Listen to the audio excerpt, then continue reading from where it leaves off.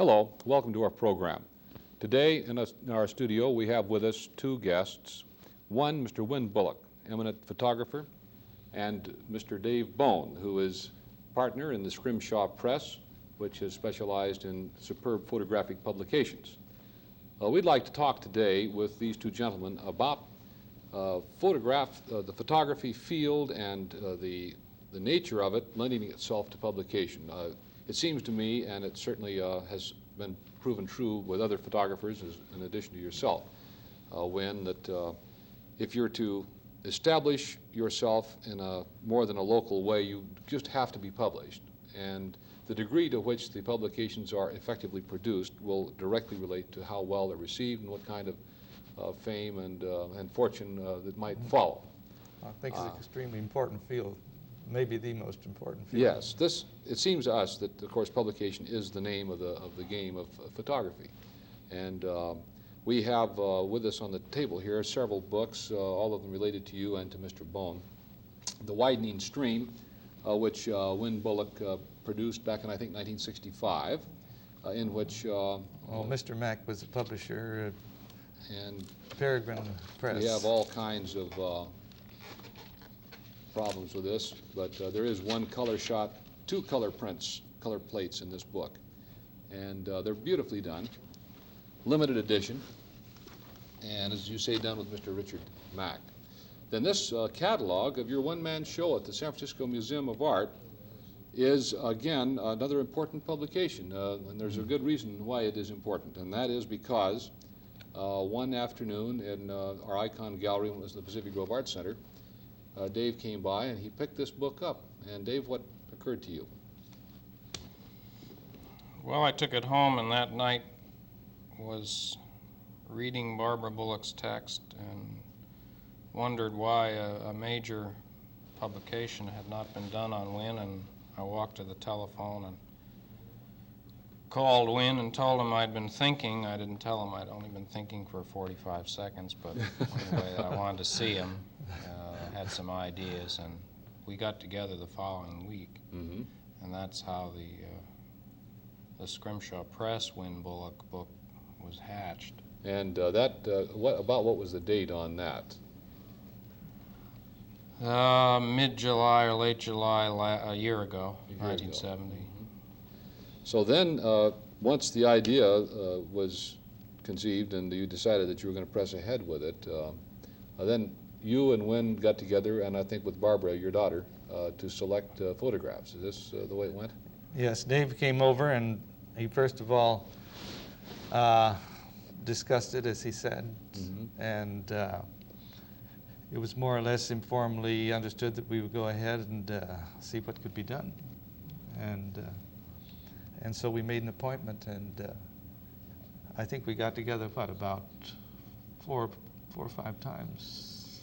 Well, I think we met a couple of times in July and looked at photographs and talked, and then in December, when Barbara was there, the three of us had one agonizing day, during which we picked photographs for the book. Really, Barbara and Wynn picked them. I was there as sort of a minor editorial capacity at that point. Well, pardon me, I think it was a kind of an equal basis choosing. All right. Well, in any case, the result was the Bullock book, which we have here with us, and the camera, avoid the glare here. This is the Bullock book, and in it there are 4 decades of photography. Right. This is the way, Dave, you organized the book. And was there any particular reason for this, why you selected this particular approach? Yes, there definitely was. I wanted to avoid what I think all too often happens, and that is presenting a life work, in this case a life work which is not finished, that becomes a file cabinet or a catalog, 60 or 80 prints presented in the book one after the other. It gets very static. And also in this the case of this particular book, or in the case of Wynn Bullock's work, the work definitely, I think, and apparently Wynn agreed, lays itself out in decades, roughly. Obviously, there's overlap, and I think that's clearly evident in the book. Well, the book, of course, has had superb reviews. So far, I have seen nothing but praises from the standpoint of Wynn's superb photography to the actual layout, which is a very difficult thing to do. I think your first major work that you personally supervised was the Delta West book. Isn't this correct, Dave? Yes. And this, of course, has received a lot of rave notices, too. This is a superb publication. For those of you in the audience that have not seen this, it would be well worth your while to obtain it. It's another Scrimshaw Press publication that you personally supervised, as I believe you did every step of the Bullock production.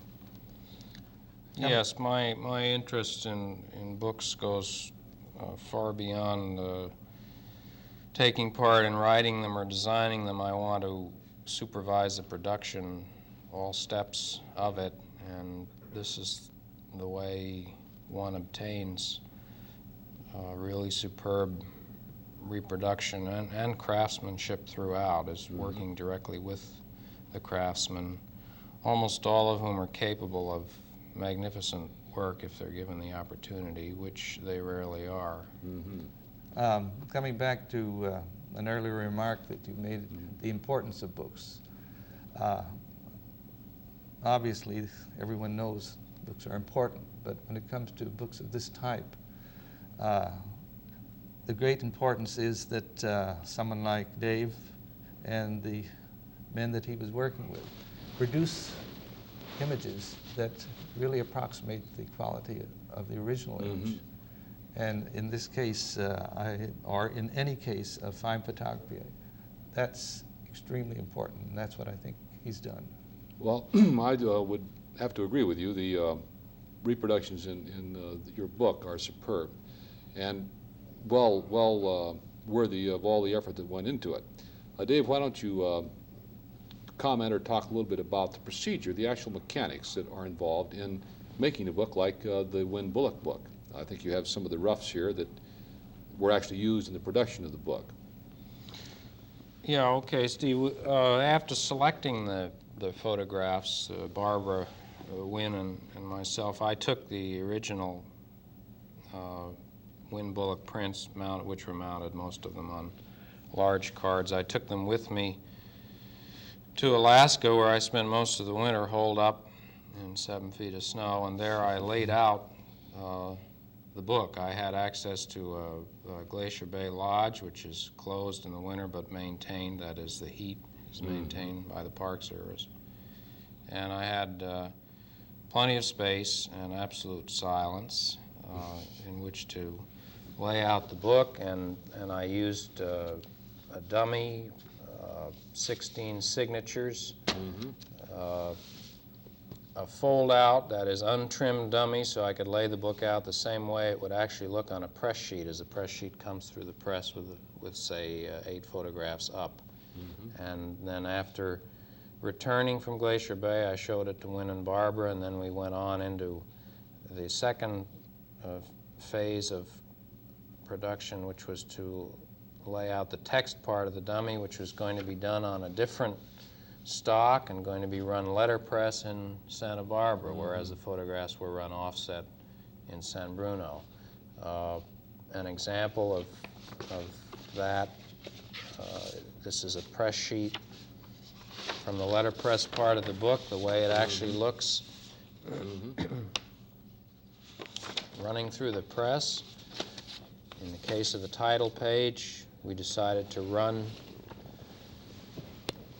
Wynn Bullock's name in a green ink, which would match, we hoped, the end sheet.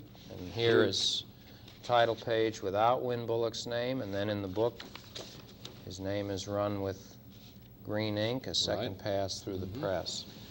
Throughout the whole production process, for example, at H.S. Crocker in San Bruno, at a given time on the book, there are maybe 35 craftsmen working on it in all departments, black and white, stripping on camera, fold up, proofreading, and finally on the press. And Wynn Bullock came up for one day on the press, and the whole ball game is won or lost finally on the press with the pressmen. That's it. And the pressmen are the greatest Uh-huh. if you can work with them and leave them alone when necessary and make comments when necessary.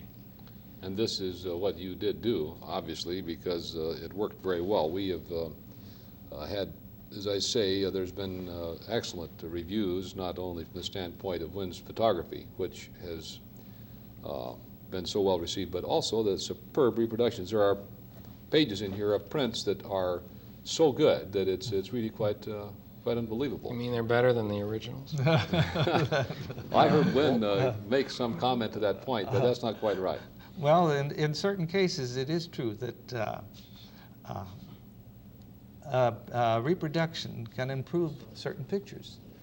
And in other cases, of course, it's not true. Uh-huh. But it can be true. But the main thing was that there was a certain quality that was maintained throughout. Before we get tight on time, Steve, I want to say one thing, that in many cases, collaborations on books or anything else end up badly. Yes. And this collaboration, also Delta West with Roger Minnick, this collaboration ended up, I think, with everybody much better friends than they started. In other words, the whole collaboration, that is, among Barbara Bullock, Wynn Bullock, and myself, was definitely an inspired thing. Well, this we've all benefited from this. I can certainly agree to that too. It's been a wonderful experience. Somehow, in our time, it is extremely refreshing to run across a production where everybody did an excellent job, worked together well, and have it come off well. This really does make it very pleasant. We would be remiss not to also mention the fact that there are many photographic magazines that are publishing work. For example, Creative Camera is another publication that had a segment on Wynn Bullock. And we are indebted to the publication field for the lifeblood of photography, and we see it on the upswing. And I want to thank both of you gentlemen for taking time out to come by. I know you're in the midst of another production, aren't you? Well, I'm just surfacing now. Just surfacing, huh? And so the work continues, and Wynn is also doing new things, which we'll hopefully have you on the program with us to talk about again later on. I want to thank you for being with us, gentlemen. Thank you, Steve. And please join us again the next time we are on the air next week. Thank you.